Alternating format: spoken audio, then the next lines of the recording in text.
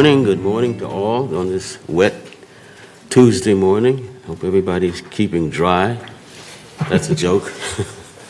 The meeting is called to order, and we'll have, first we'll have the Pledge of Allegiance from Director Rosa.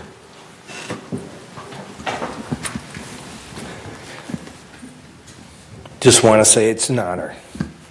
I pledge allegiance to the flag of the United States of America and to the republic for which it stands, one nation, under God, indivisible, with liberty and justice for all.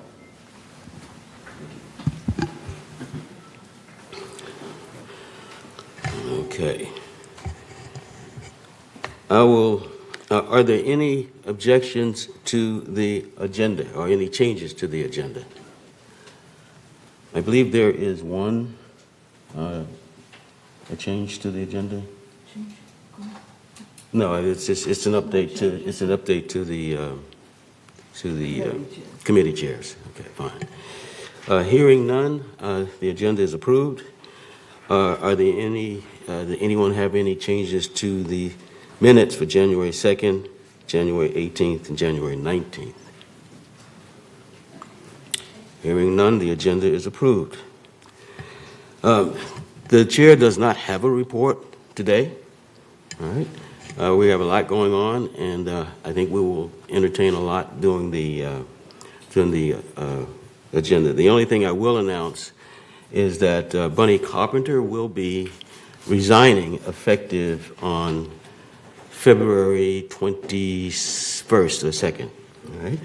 And because he is out of town and had every intention of attending all of our meetings, even to the extent that she purchased a laptop, etc., so she could.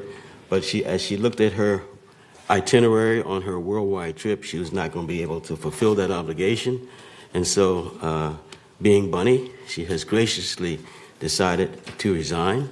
It's not official until the 21st of this month, and so we will not have any official announcement or official request for candidates until that time. But I thought I would previously announce that today.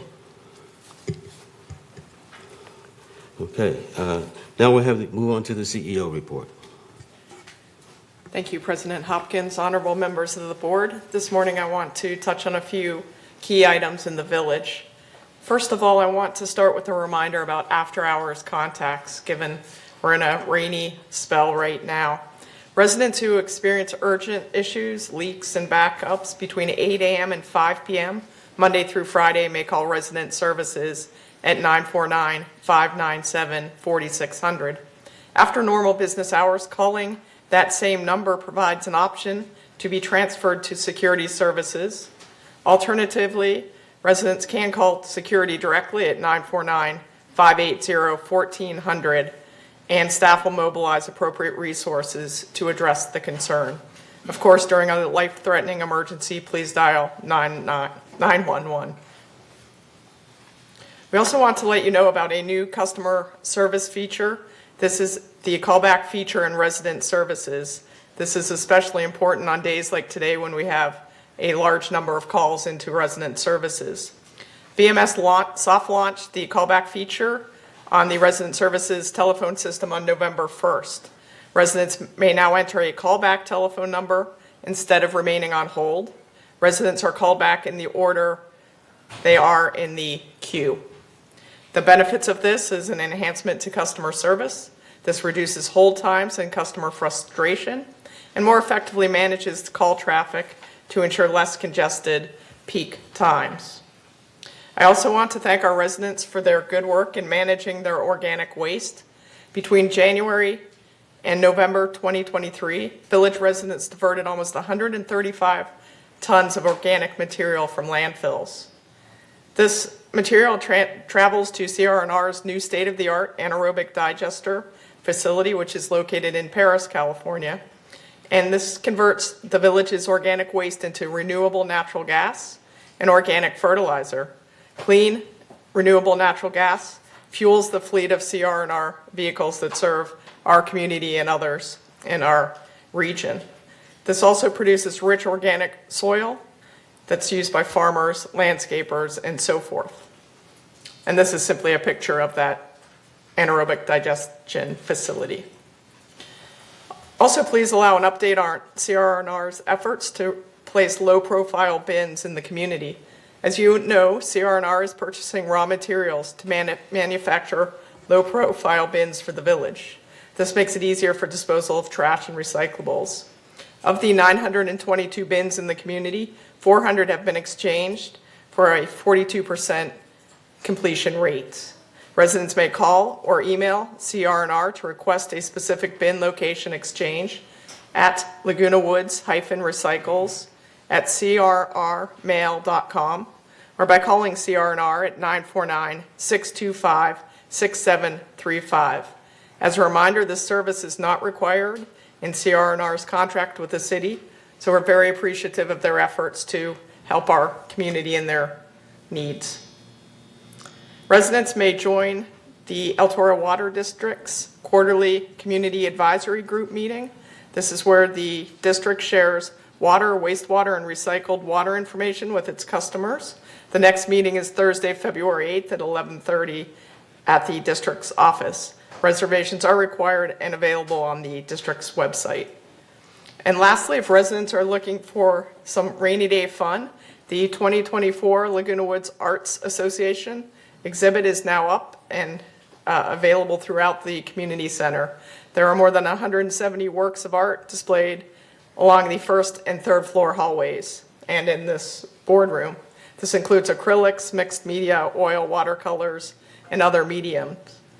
Through Friday, March 1st, please pick up a ballot from the concierge desk if you're interested in voting for your favorite artwork. And that concludes my update today. Thank you, President. Thank you, President or CEO Foster. Next is our open forum. At this time, members only may address the Board of Directors regarding items not on the agenda and within the jurisdiction of the Board of Directors. The Board reserves the right to limit the total amount of time for the open forum to 30 minutes.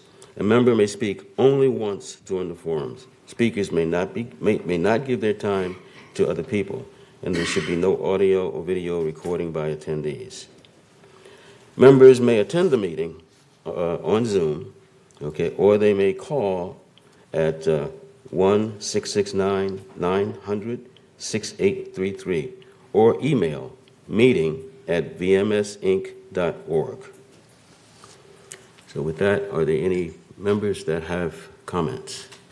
The first member speaker is Ellen Leonard. Mm-hmm.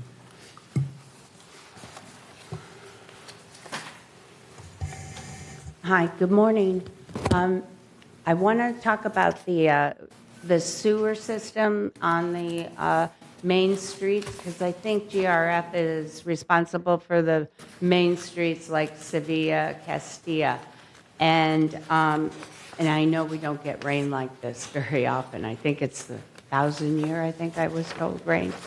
Anyway, when you drive down, and I might be wrong, but when I drive down Castilla to Sevilla and out the gate, the only sewer I see, or the drainage is on the right in front of the gate, guard gate shack. It's right there on El Toro. And if that is not cleaned out, the water will back up because the hill starts where Castilla is and it rolls downwards and the water comes rushing down. So I just think that, and if I'm wrong, I'd like for somebody to correct me about the sewer system and who keeps it clear, because if it's full of debris, does somebody responsible for going around and cleaning it up? So, okay, thank you. Okay, we have a member email from Chris Collins. Okay, Chris Collins, 3306Q. Thank you, neighbors helping neighbors. Holiday cheer can take many forms. For the foundation of Laguna Woods Village, this past December, it meant that we were once again able to provide holiday cheer to nearly 150 village residents. With the help of social services and the South County Outreach Food Pantry, the foundation was able to identify those in need of such cheer and provided them with grocery cards to ensure each has a special holiday meal, something that they might not have had otherwise. We would not have been able to do this without the generous donations of individuals, clubs, and other organizations in the village. These donations are particularly appreciated since inflation has negatively impacted many residents. In 2023, Foundation Emergency Financial Assistance to Residents jumped to a little over $177,000 from approximately $120,000 in 2022. This year, the foundation was able to continue funding of Meals on Wheels, provide scholarships to Alzheimer's support services, transport residents to the food pantry, and sustain fall prevention efforts, including the rental of emergency response devices, among other ongoing programs.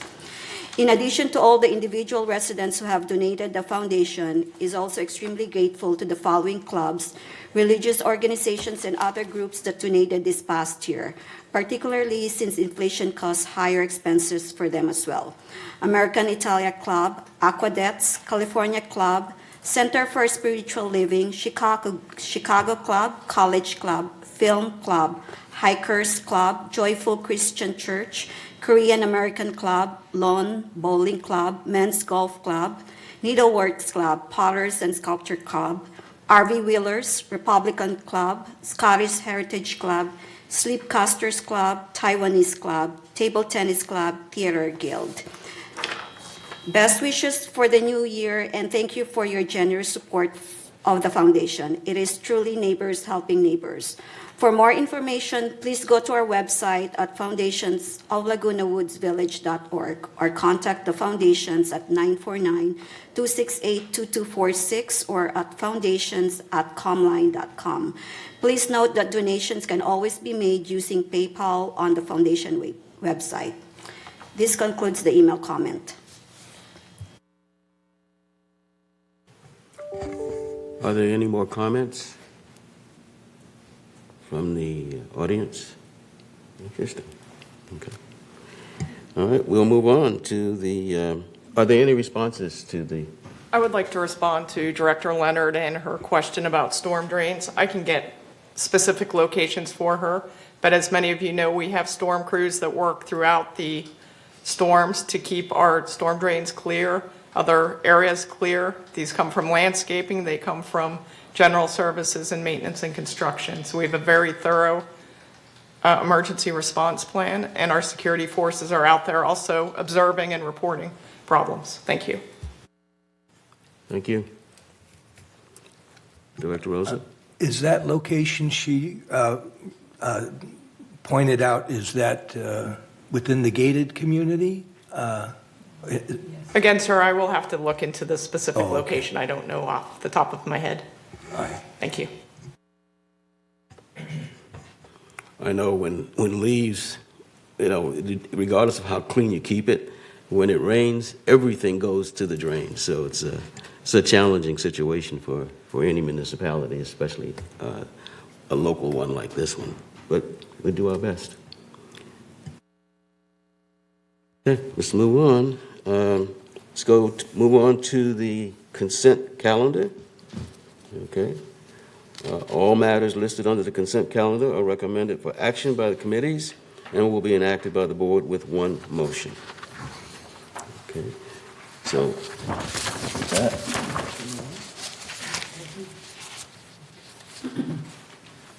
I move the consent calendar. It's been moved and second. Are there any objections? So moved. The consent calendar is ratified. And that includes both the Finance Committee as well as the resolution on the revised purchasing policy. Unfinished business, okay. We'll entertain a motion to approve the drop-in lounge television program policy. Can you read that, please? Drop-in lounge television programming, Resolution 90-24-XX. Whereas the drop-in lounge located at Clubhouse 1 is open 7 days a week from 8 a.m. to 10 p.m. and is a gathering area for residents to have a cup of coffee, socialize, work on a jigsaw puzzle, read a magazine, conduct work, and/or relax. And whereas altercations and arguments occurred among residents who had conflicting viewing preferences and interests, resulting in security being called to the lounge on several occasions, which hindered the enjoyment and necessitated the removal of the television for safety purposes on Monday, December 17, 2018. And whereas on March 14, 2019, the Community Activities Committee passed a motion to reinstall the drop-in lounge television with restricted programming and closed captioning to Village Television TV6. And whereas since the reinstallation of the television, board members and staff continue to receive complaints regarding access to preferred programming and restriction of use of the remote for control of volume and channels. And whereas staff proposes the following viewing schedule for the drop-in lounge television from 8 a.m. to 10 p.m. each day, and the Community Activities Committee reviewed and recommended this Clubhouse 1 drop-in lounge television programming on December 14, 2023. On Monday, HGTV. On Tuesday, National Geographic. On Wednesday, Turner Classic Movies. On Thursday, the Food Network. On Friday, Discovery Channel. On Saturday, TNT. And on Sunday, Lifetime.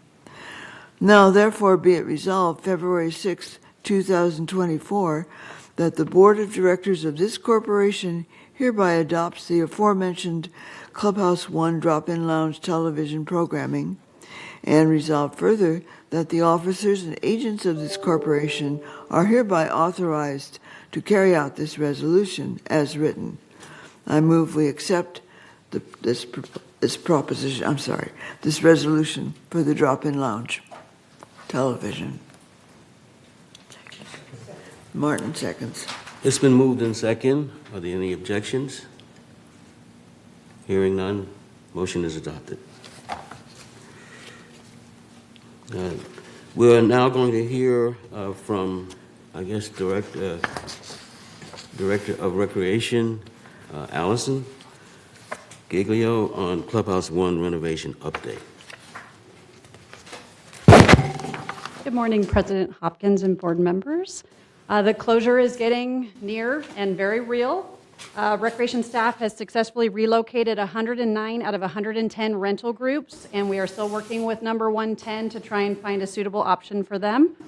We appreciate the cooperation and flexibility from the clubs and classes, as some had to downsize and adjust their activities a bit. Most of these groups were relocated to the Performing Arts Center, Clubhouse 6, and the Community Center. And we are working on relocating staff to support these activities, and we expect that some of our staff will be cross-training and assisting in other work centers. The fitness center will be expanding hours Monday through Friday, 6 a.m. to 9 p.m., and weekends from 7 a.m. to 5 p.m. And the fitness center staff has information for users to utilize free gym memberships in the area at local gyms through their insurance. This option doesn't work for everyone, but several people have already signed up, and it is an option for them. Personal training is expected to continue, and locations are being finalized. And probably our most exciting news update is that the projects team and maintenance and construction department were able to work with the contractor and adjust the safety fencing to allow for bocce and pétanque to play during the closure, so that we have many happy people that are going to be utilizing those facilities. And unfortunately, our mini gym users, archery and shuffleboard, will remain closed. And we currently have minimal options for relocation within the village for those activities. Shuffleboard has found a possible option in a nearby community where they'd be playing with other members at a 55-plus community in the area. We've identified some areas in South County where volleyball players can meet. Some free, some for a nominal gym use fee, and some are outdoors. Obviously, on days like today, that would not be a great option. but hopefully when it warms up a little bit, that might be an option for them. We also are looking to purchase a volleyball net that can double as a badminton net, and it can be set up in grass areas over at Clubhouse 2. So we're still working through the logistics of that because, again, play may be restricted based on Clubhouse 2 rentals since they get that area as part of their rental. There are some areas in Orange County for archery. Some are free, some may require a nominal fee and reservations. And these options have been or will be communicated with group leaders and users, but anyone who has questions is encouraged to talk to Peter Kwan, our fitness supervisor. We are trying to get that information wrapped up, and we are receiving information on a daily basis as we find options, so we appreciate feedback from the community as well. Our pools, Pool 1 was supposed to close next week due to some critical maintenance and repairs that need to be done prior to the project. Unfortunately, we just learned of an issue at Pool 5, which will keep it closed for another week. So we're working on scheduling. We will post the schedule for that pool as soon as possible. The pool schedules are changing almost on a weekly basis, based on weather, based on annual maintenance, all kinds of factors. So we just ask for everyone's patience, and please check the schedule before arriving at the pool. The Library and History Center, again, are going to remain open. Some good news is that with the opening of bocce during the construction project, we have more parking available for not only bocce players, but also to help the library and the History Center people. So that was exciting news as well. And that concludes my update, and I'm available if you have any questions. Again, March 4th is the date we're going for it. Well, let me just thank you and Director Manuel Gomez for working diligently with the contractor, with the clubs, and with all other involved to make adjustments for this Clubhouse 1 closure for a long-awaited and necessary upfit. It's our oldest clubhouse. It's about 60 years old, about as old as the village. And it's being closed like this for the first time for the upfit. And there were quite a few people who were concerned about it being closed for 6 months. And so by working with the contractor and the insurance company, because remember, when a contractor comes in, there's insurance behind that. So they work with all of those folks to be able to accommodate our special needs during this period. So thank you very much. Thank you. And Yvonne? Allison, would you like to give an update on how we're going to work the bus system too, for those people that Yes, the transportation hub, which is normally in front of Clubhouse 1, is going to be relocated behind the Library and History Center in that parking lot next to it. Best case scenario, we don't have to adjust the bus schedules, so the scheduling that people are used to will remain the same. It'll just move over a little bit. They're going to be setting up temporary benches, some shade, and we're working with the library for restroom access, and if that doesn't work, then we will bring in some temporary restrooms to assist down there. But should be little impact to the actual schedules. They will be, obviously, we're going to have some other clubhouses in the mix now. They'll be dropping off at those, so we're going to keep an eye on those schedules and make sure everyone's getting where they need to go. Okay. Are there any other updates from any other organization within? I saw Guy come in, so I Thank thought you, he may- Mr. Chair. I so apologize. I was pulled away to look at some rain issues, and anyway, so here I am. Yes, as Allison was reporting, I don't want to repeat anything that she's already reported. We are scheduled with the contractor to start on March 4th. We do have some other work that we're looking at to do during the closure that was not associated with the scope that was originally contracted for. So one of those items is the archery building. We've been discussing the beams that support the lower roof. We are moving forward with an RFP to get a contractor to our contractors to bid on this. We also allowed the contractor that's doing the work to provide a bid as well, which would work out if he is the low bidder. since he's already going to have his crews there and whatnot.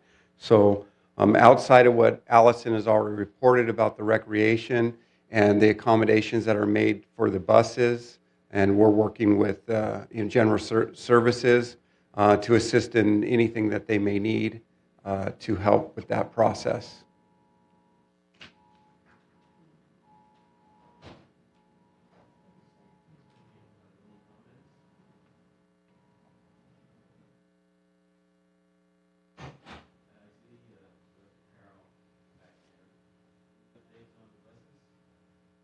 Thank you.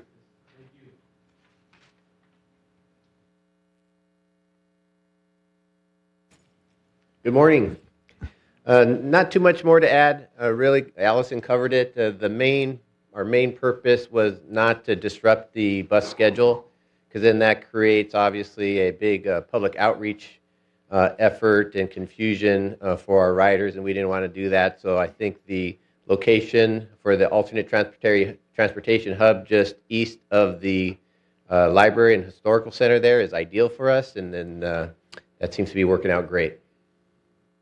You're welcome. No change in schedule.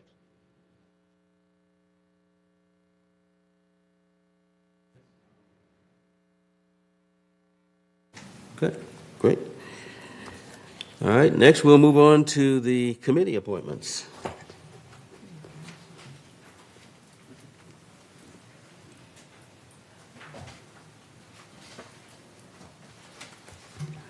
Thank you, Mr. Chair. Resolution 90-24-XX, GRF Committee Appointments. I'll read just the changes. But resolved February 6th, 2024, that the following persons are hereby appointed and ratified to serve on the committees of this corporation. So Community Activities Committee remains the same, Finance Committee remains the same, Information, ITAC remains the same.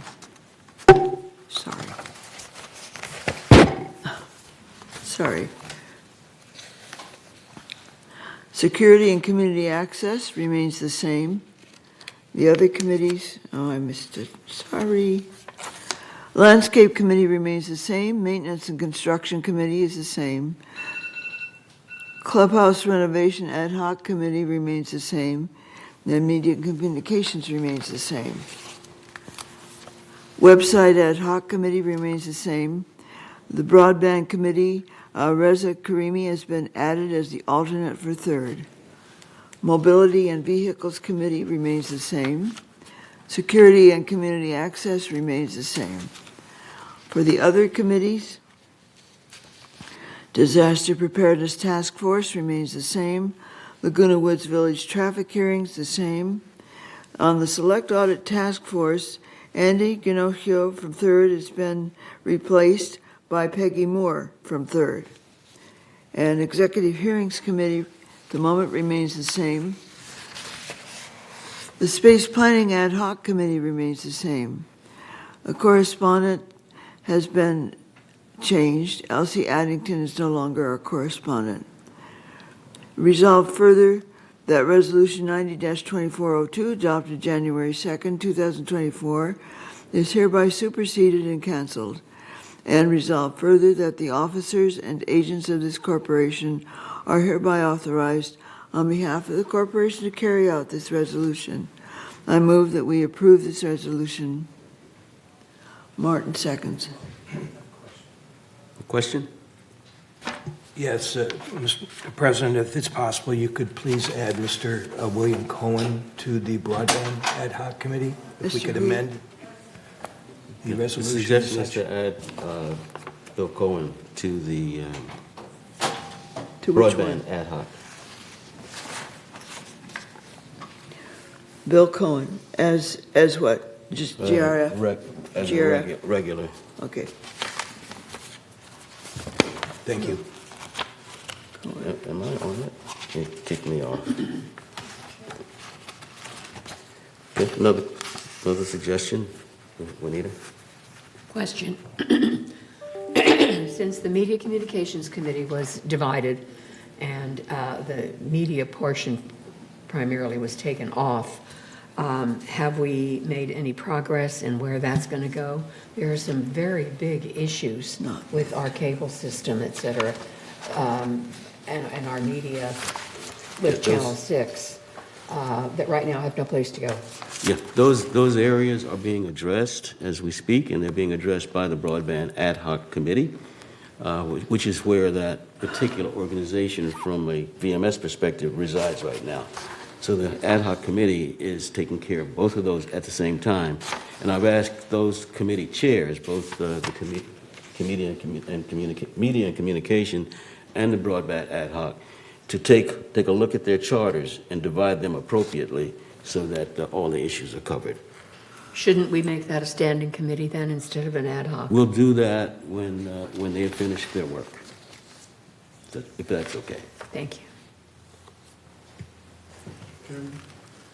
Yes, Bill? There's an issue on the select audit task force. Mm-hmm. An issue on the select audit task force. I know you've seen the email from the president of United Mutual asking that Ms. Choi be added, the treasurer from United, and that has not been resolved yet. I'm sorry, I didn't quite get... That the president of United Mutual has requested that their treasurer be on the audit task force, and that has not been resolved yet. They haven't had their Yes, meeting yet. you actually have the full authority to support that, Okay. that suggestion. In the past, it's been tradition that the Select Audit Task Force be chaired by the treasurer of GRF. All other members can come from other boards, mutual boards. There should be a representative from each of the boards as well, but it does not necessarily have to be a board member. I should say each one of the mutuals, but not necessarily on the board. Understood. Okay, so it's been it's an independent task force meant to oversee what is going on with regards to the audit. All right, I'll take care of it. Thank you. Mm-hmm. Are we adding a name or not? Yes, we're going to add that name. Okay. What is the name again, please? Mickey Choi Ho. I'll get it correct, so just one moment. This is from you. It is Mickey, M-I-K-I-E, Choi, C-H-O-I, and then Ho, H-O-E. That's from United. Yep. So there's no set number on that. No set number, okay. We've traditionally had 4 members, including the chair. You now have 2 from United, and 1 from BMS, 1 from Third, and 1 from Oh, GRF. I'm sorry. I believe she's replacing Cynthia. Is she replacing Cynthia. Cynthia? Okay, Cynthia. thank you. President Hopkins, may I please make a correction? Yes. Diane Phelps is not representing VMS on this task force. She's representing GRF. Yes, she represents GRF. Thank you. Thank you.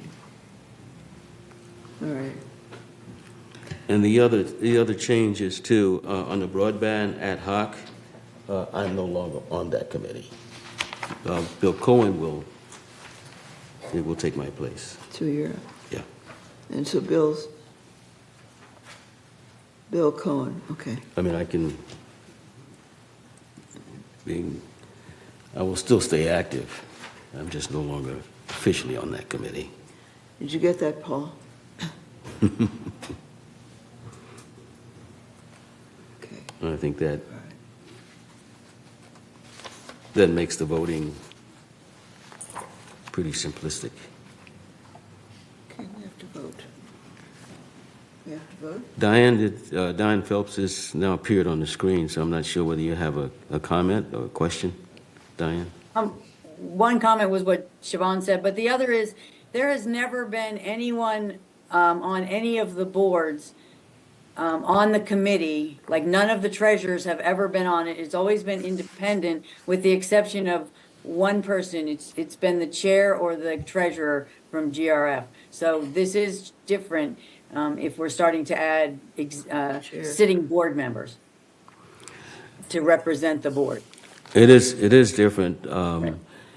What's unique about this particular situation, or where we are now, is all the members have a background in accounting and audit.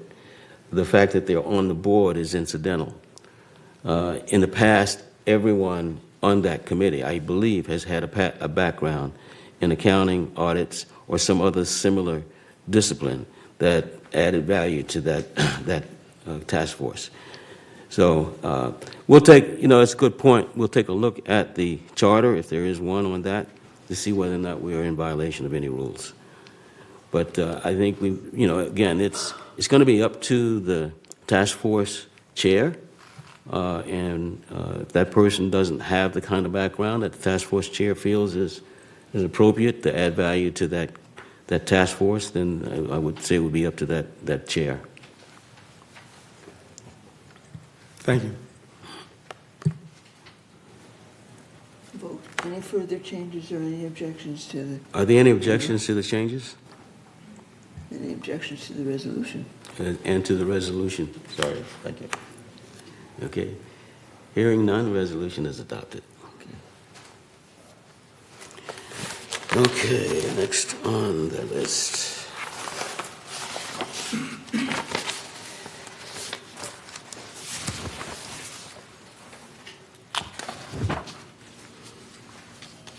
Okay. Next up is number 12, new business, and entertain a motion to approve the temporary flexible facility and amenity operating procedures regarding Clubhouse 1 renovation. Okay. Resolution 90-24-XX, temporary flexible facility and amenity operating procedures for Clubhouse 1 renovation.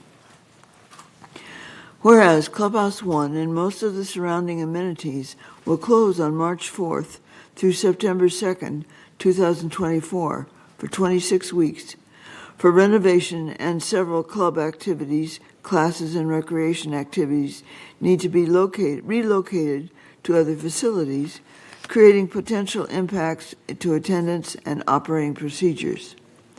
And whereas the renovation is expected to create unforeseen factors that may require the need for urgent and immediate decisions to ensure that operations continue to run as smoothly as possible.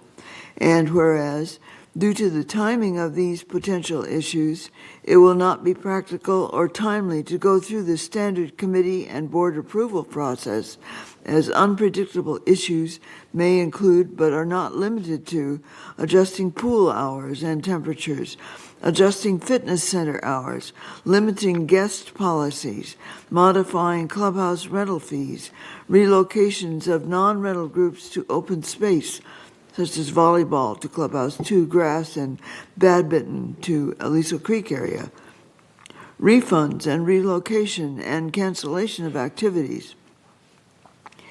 And whereas any necessary temporary adjustments to policies and operating rules will be discussed with involved departments, the General Manager's Office, the Community Activities Committee Chair, and the Golden Rain Foundation Board President, and whereas staff will report any temporary changes at the monthly CAC and GRF board meetings. Temporary decisions will remain in place until the project is complete and all activities have been moved back to their original locations. Now, therefore, be it resolved, February 6th, 2024, that the Board of Directors of this corporation hereby adopts staff temporary flexibility to adjust facility and amenity operating procedures during the Clubhouse 1 renovation.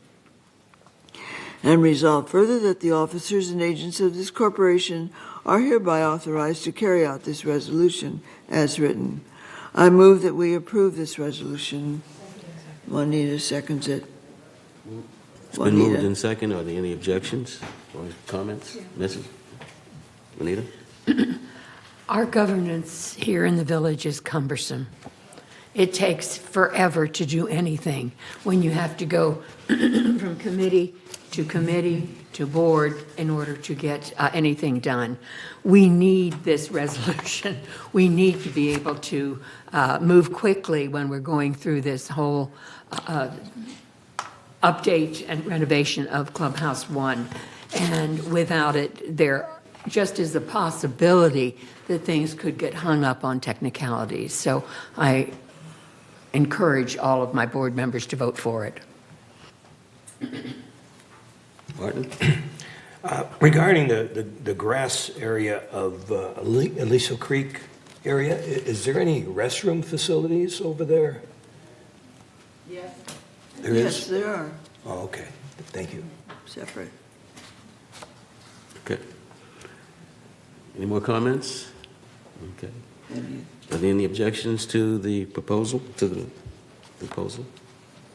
Hearing none, it is adopted. Okay. Well, it says here, number 13, 5-minute break, but I think we've only been operating for 45 minutes. So I will dispense with item 13 and move on, if everybody's okay with that. All right, wonderful. Okay. And so we'll go to the committee reports. We're moving right along here. Just to do this. And just so you know, I've asked the committee members to take a look at their charters. When we reviewed some of the charters were, in some cases, over 10 years old. And we wanted everybody to kind of take a look at them and update them. So I've asked the committee chairs, as they make their committee report, also report on where they stand in regards to their charter update. So with that, we'll start off with the finance report with Director Cohen. Thank you. We have not yet reviewed our charter. All right, so let's go through these slides. First chart includes all revenues and expenses, including those designated for reserves, investment income, transfer facility fees, and the GRF reserve portion of the HOA fees. Through the reporting period of December 31, 2023, GRF had a net revenue of $3,477,000 with a total revenue of $50,504,000 and total expenses of $47,027,000. GRF was better than budget by $1,210,000 with a total expense coming in lower than budget by $1,227,000, primarily due to open positions throughout the organization payroll-wise. Next slide, please. This next chart displays the operating fund, which includes non-operating revenues, expenses, and depreciation.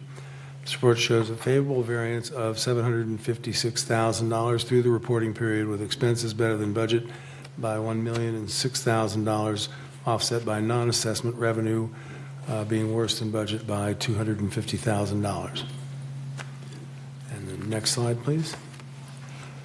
All right, this slide reflects the current market value of the GRS reserves and discretionary investment portfolio compared to the original market value at the time of inception. The current market value of the GRF portfolio is $19,277,000 as of December 31, 2023, compared to the value at its inception of $19,031,000. Year-to-date, the market value increased by $1,068,000 or 5.9%, and increased by $246,000 or 1.3% since inception in 2019. In December, the market value increased by $91,000 compared to the prior month. Slide 4, please.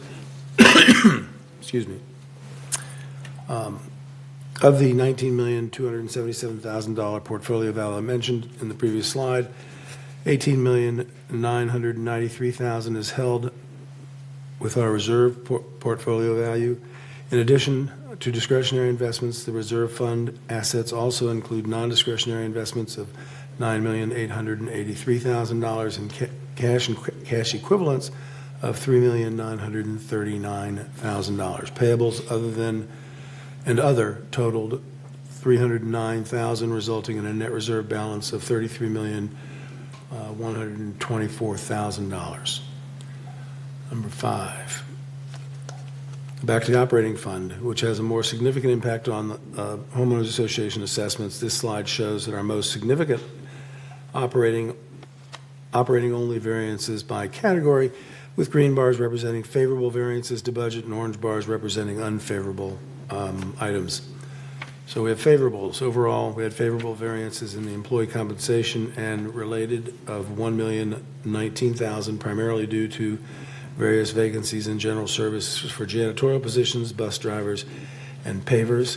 In addition, landscape services has over 20 open positions for gardeners, and there are various open positions throughout the organization. Recruitment is in progress for all open positions. Other operating expenses of $251,000 due to lower expenses than expected for training and education, recruiting fees, staff support, and filing fees and permits and uniforms. Various open positions throughout the company affected some of these items. Repairs and maintenance of $249,000 due to unused contingencies for internet hardware and computer repairs. Other unused contingencies include those for facility repairs at the community center for items such as painting, plumbing, and carpet repairs. And now for our unfavorables.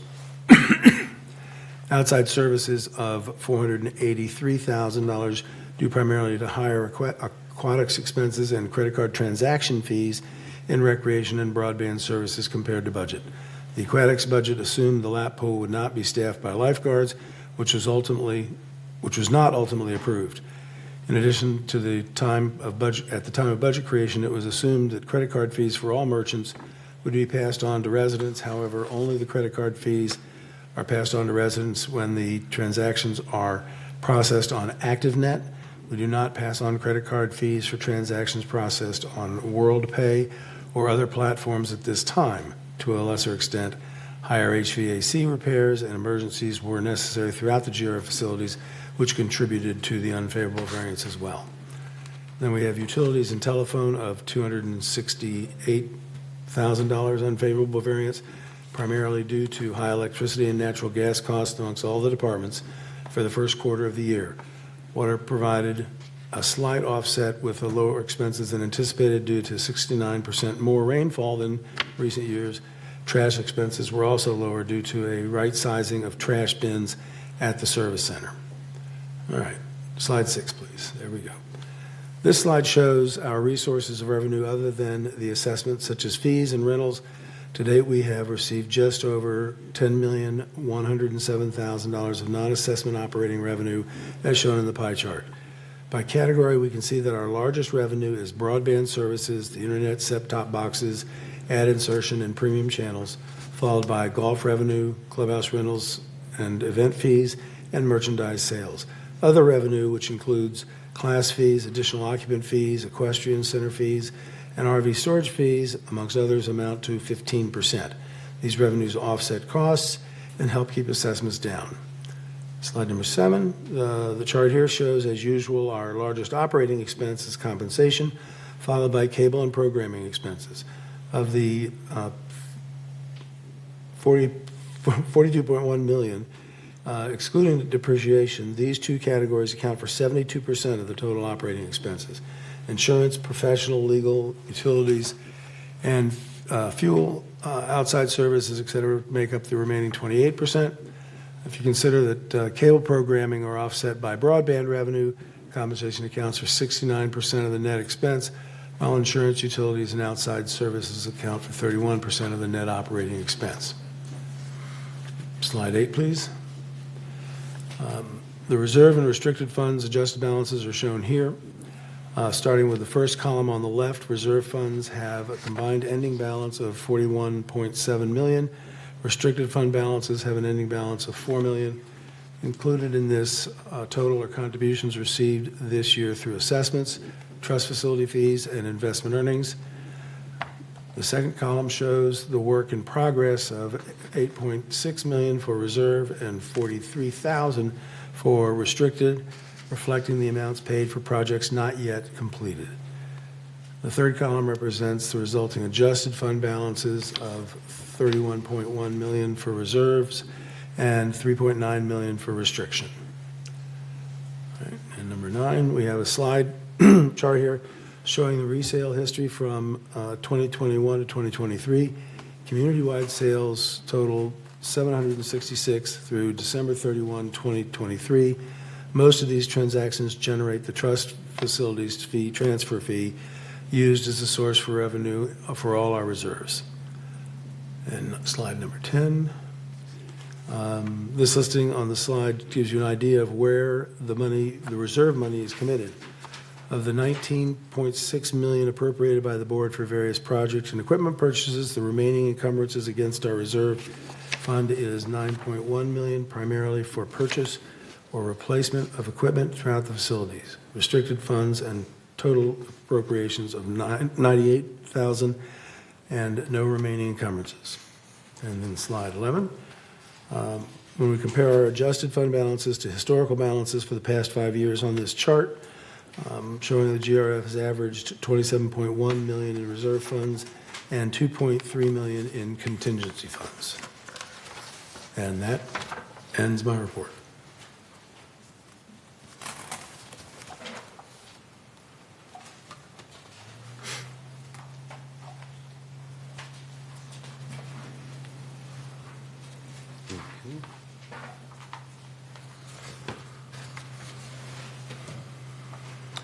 All right. Next is the Finance Committee report.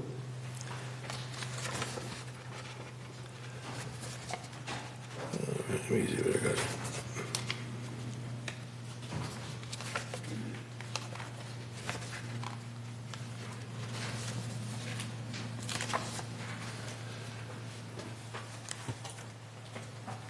All right, let me see what we got here. We met on December 20.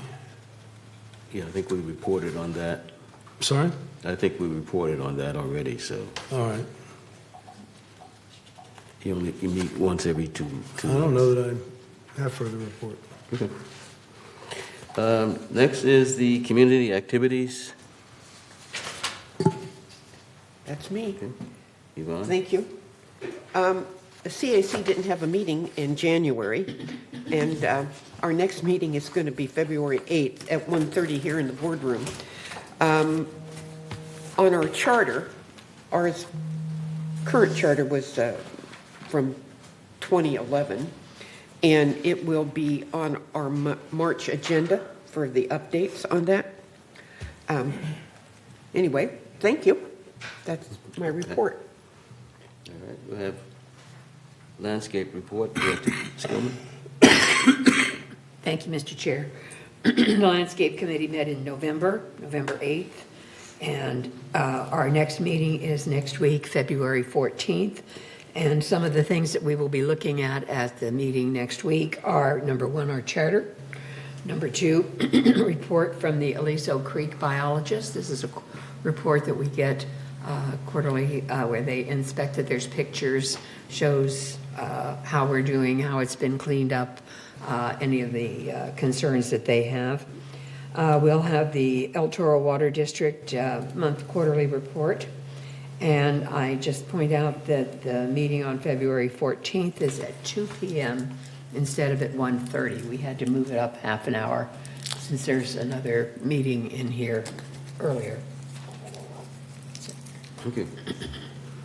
All right, next, underneath that, maintenance and construction is clubhouse renovation ad hoc. And then space planning, I'll have space planning. Are there any updates? Yeah, we'll have a meeting later this month. I haven't got a date yet. And I've got a copy of the, yeah, I got a moment here. Charter. I've got a copy of the charter, and there's been some work on it, but I think it needs to be updated because we're going from the Clubhouse 1 ad hoc committee to all clubhouses. That was made, but the charter wasn't changed to reflect that. So I'll get working on that.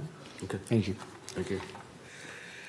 And with regards to the space planning ad hoc, as you know, that ad hoc committee was formed to take a look at Building E replacement, a possible replacement. And we had a great series of presentations from Manuel Gomez concerning all the discussions going back to 2011 on the replacement of Building E.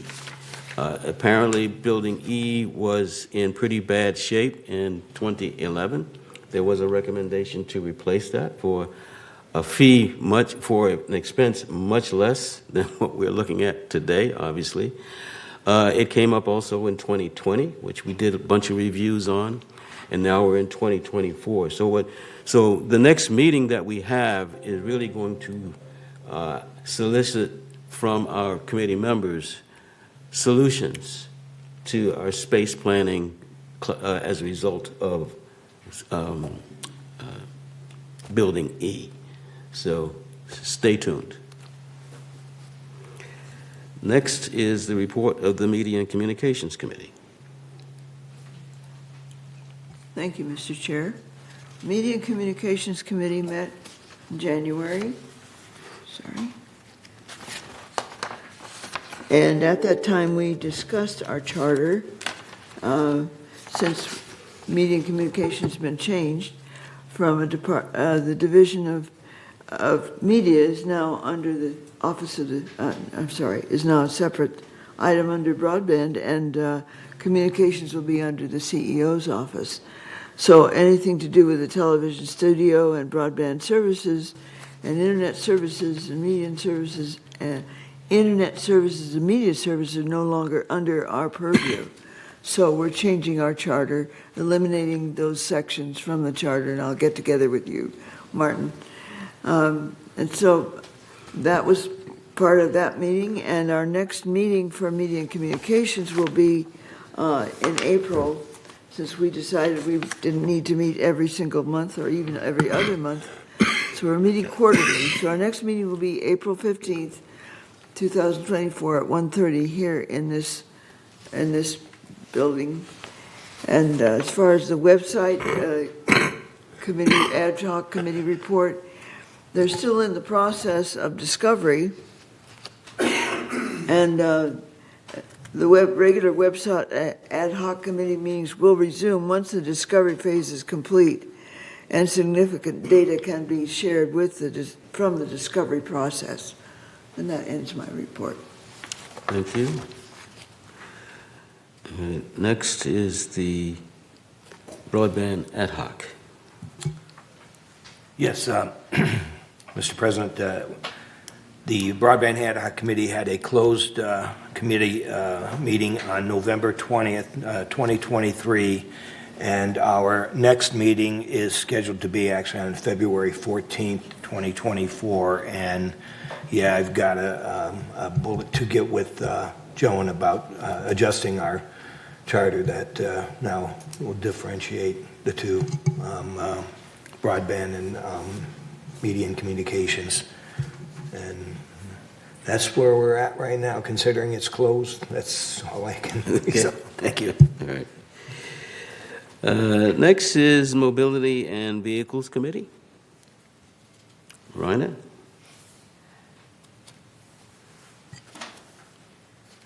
Robert Carroll has reached out to me, but the committee has not had a meeting.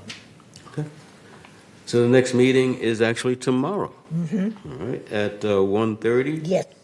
In the boardroom? Okay. Thank you. The Security and Communities Access Committee, Director Skillman. Thank you. We met January 17th, October 25th, and our next meeting is February 28th. And some of the things that we will be looking at that meeting are our charter, vehicle registrations. Our rules say all vehicles. That includes all golf carts, electric bicycles, anything that is a vehicle, and we need to clarify that. So we're looking at that, and we'll also be getting an update on the stop sign project. Okay. And traffic hearings. Okay. Traffic hearings, those were the ones that were held on January 17th. The next hearings are February 21st. These are closed hearings, and we can't report on it except that we had 7 people. Oh, wow, that's quite a few. All right, executive hearings, Director Millman. We met,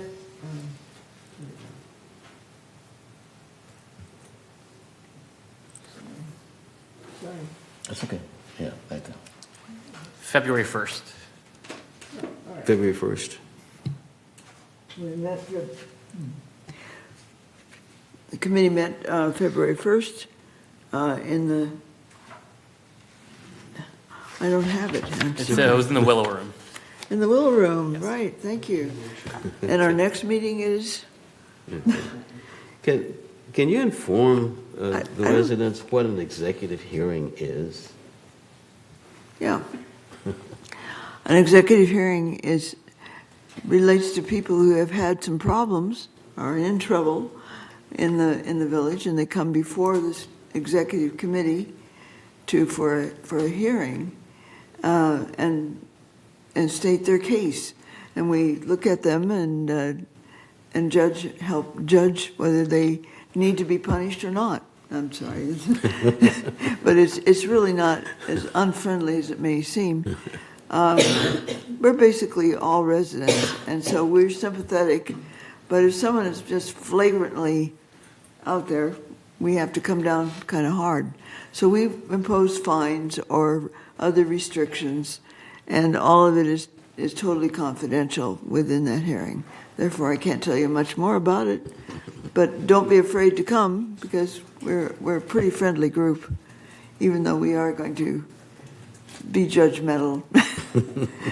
We try to be as fair. We are as fair as we can possibly be, and that's all I have to say. So our next meeting is. Help me, I don't see the information. March 7th in the Willow Room. March 7th in the Willow Room. Willow Room. Thank you. I'm sorry. Thank you. If I might add, this also gives residents an opportunity to present their cases and speak. Yeah, it's much like the traffic hearing, but without traffic. With not traffic. Yeah, I had the unfortunate circumstance of appearing before the traffic hearings, and I was judged guilty. This was 8 years ago, so I've been a good boy since.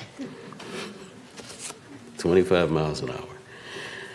All right. Next is the Disaster Preparedness Task Force, Director Skillman. Disaster Preparedness Task Force met January 30th. Our next meeting is March 6th, and we, excuse me, we are looking at how we can better engage our neighborhood captains. We work hard to get people to sign up to be a neighborhood or a block captain. But then, because, thank goodness, we don't have an emergency, we don't have an earthquake, we don't have a disaster, there's really nothing for them to do. They've gathered the information about the people in their area. They're ready, able, and then it just kind of falls apart because there's nothing for them to do. So we're looking at what we can do, maybe quarterly table exercises so that they get some, and then to reinstate the Red Cross and other trainings that we have had in the past. And many of them already had it, but they can always get an update on it. And we're also looking to see how we can work with the city. As a private community, we are limited in resources that we can get from the state and federal government. So if we work with the city cooperatively, they can get it because they're a public entity. So that's what we're working on now. Thank you, Director Skillman. And now for the Information Technology Advisory Committee, and that's a committee that I chair. Just a brief comment or just understanding of what that is. A few years ago, we engaged in a software study. Our software was very, very ancient and didn't reflect the newest technology, so we decided to take a look at that. And by the way, that was under the initiation of both director at the time, Sue Margolis, and Andre Torg. They both studied it, and then GRF kind of took it over and then took it to the next step, which is to actually go and seek vendors to do this work. Our processes in the village, in some cases, are as old as the village and have never really been updated.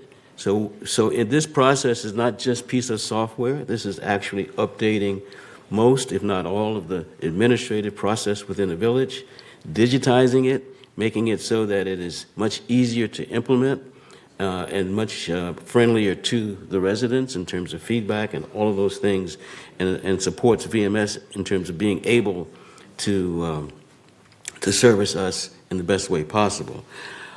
We engaged a company called Ventico, and so our meetings are basically updates on the progress of that activity. It was about a 3-year program, 2.5 to 3 years. It's taken a little longer because we're digging up processes that in some cases we didn't know existed and don't know why it did exist. But in doing so, we've discovered and being able to update a lot of these processes as we go along. So with that said, we are approximately, we had announced the last time that we thought we would finish phase 1 somewhere around the end of January. That's now been moved out to May. All right, but in moving out to May, what we've discovered is we are now actually fixing some things that were actually scheduled to be fixed in phase 2 and phase 3, just because of the way the process works. So even though we are late in terms of the schedule, the estimate as of right now is that it will not result in any additional fees as a result of being behind the schedule. So again, we hold our feet to the fire, we hold the vendor feet to the fire, and I think we're doing, or they're doing, and we are doing a superb job personally. But you know, we have these hiccups, and everybody that's a member of the committee asks some very serious questions. They all have a background in either IT or something similar to that. So we're pleased as to where we are, given all the circumstances, but we don't expect to finish phase 1 until May, and that may be in jeopardy by a month or two. But just so everybody has an update on that. With that, we'll move to item number 15. Any comment? I was just wondering if you wanted an update on maintenance and construction. Did I skip you? Yeah. I'm sorry. Okay, we'll have an update on maintenance and construction. Okay. Committee. Our last meeting was on December 20th. We got updates on all the projects. And our next monthly meeting is December 14th here in the boardroom. And our agenda will be, an update on our agenda will also be on this agenda. And a side note, I'd like to give some shout outs to the M&C department because they answered 88 calls between Saturday and Monday for roof leaks and took care of them. So thank you, M&C. That concludes my report. Thank you. Yeah, I get those reports too, and it's amazing what we take for granted here, that, you know, our folks are here to support and help us, and this is an unprecedented rain that we're having, and their reaction to it has been superb, even though those who are having those problems probably are not very happy, but it's 88 out of 13,000 isn't too bad. considering it's 60 years old. Okay. All right, we'll move on to item 15, which is future agenda items. And I'm seeing here a discussion on ID badge enforcement. And Juanita? If I can speak on that just for a minute. What we found is there is a difference in our rules within the mutuals and GRF, and is to the cost of replacement, particularly of the badges. If it's just, if your badge is lost or stolen, but you're still a resident and you need the badge, or if you leave the village and just don't return it. And that's the one that we're having a problem with, because particularly renters or lessees, they leave the village, they don't return their badge, and then they feel they can come back and use it. And there are many of our amenities and there that do not have the swipe and do not know if they have a badge to show, they get in there. So that's what we'll be looking at.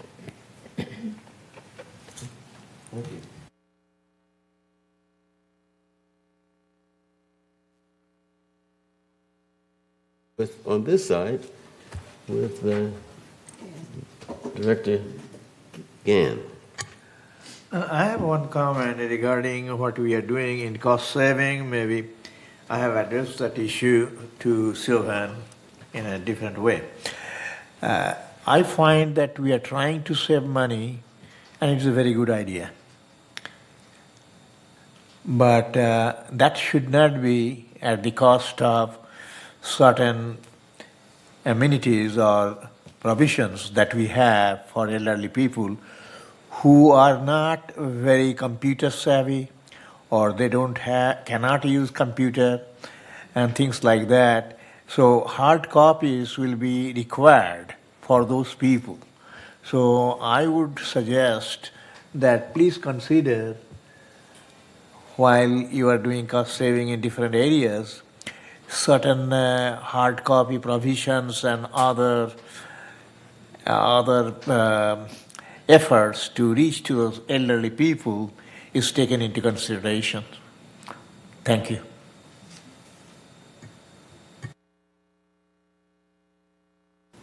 Thank you. Good meeting as usual. We didn't have a lot to say today, and we're out early. Lunch is, no, never mind. Thank you, welcome. I'm glad to be here. Thank you, Jim. Juanita? I look at the clock and I'm amazed. I think this is the most efficient meeting that we've had. And I congratulate you on going through. I would like to comment that I empathize with Ellen's comments this morning. I have to wade through about a 4-foot, I call it a river, a stream that comes down, because I live on a hillside, and it comes down the middle of my street. And to get from my manor to my carport, and it's fairly deep. So there just is not a good drain system set up within the village. That's the way it was built. I don't know that it's correctable by us. We do have some drains on our main streets, but our cul-de-sacs particularly do not. And when the unusual happens, like today, and we have these horrible rains, you better bring your wading boots. Well, excuse me, we've all been watching the local news, and I mean, it looks like scenes from a movie. Some of the disasters that have occurred, the slides and whatnot. I know there are some walkway hazards, especially when the rains are really coming down. But I mean, I'm seeing aside a few leaky roofs, probably a few cracked gutters. I'm very impressed with how well the staff is doing with respect to handling the storm, and I just encourage the members, please, safety is number one. Safety is number one. Okay? Thank you. I have no further comments at this time.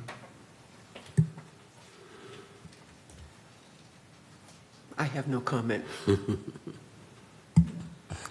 Yeah, I got a comment on something. In the CEO report, we were told that we're collecting 135 tons last year of organic material. And I don't remember, but I think we're being charged both by the amount, by the tonnage, or by the weight. And just taking a look at that number and running some quick calculations, that seems extremely unlikely. I'm going to check into it some more. It doesn't look like, that implies that my building collects 300 pounds of that stuff a week. And I know personally that from when I drop stuff off, I've never seen our little container more than a quarter full. So if we're being charged by tonnage, that's a number we need to look into because that doesn't look right. Thank you. I would like to echo Director Gordon's comments and good meeting. Thank you. And Thank you. kudos to the staff for the way they're handling all our little dilemmas. Thank you, and I think kudos to the staff for many, many reasons. One is this short meeting is really attributable to the work that staff has done to deal with the concerns of the residents prior to us having this meeting. And so what happens many times is there's a lot of comments, there's a lot of concerns from residents, rightfully so. And they will come and during that 30-minute session, all right, they will voice their concerns. Maybe because of the rain or whatever, but I'm going to attribute it to the work that